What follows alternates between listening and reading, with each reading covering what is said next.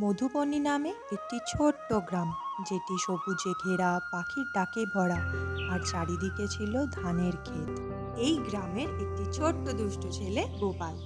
তার একটি প্রিয় বন্ধু ছিল, তার পোষা কুকুর, যার নাম ছিল কালু।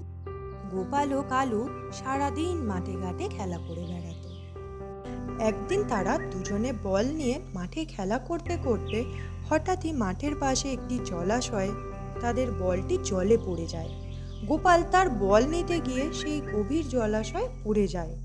কালু তা দেখে গ্রামের লোকজনকে ডেকে আনতে গ্রামের দিকে দৌড়াতে থাকে।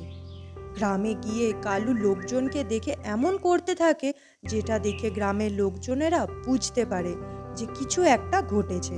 তখন গ্রামের লোকজনেরা কালুর পেছনে পেছনে জলাশয়ের দিকে দৌড়াতে থাকে।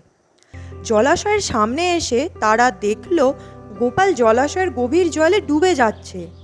তা দেখে গ্রামবাসীরা সকলে মিলে গোপালকে উদ্ধার করে। কালু গোপালকে দেখে আনন্দে তার গায়ে লাফালাফি করতে থাকে।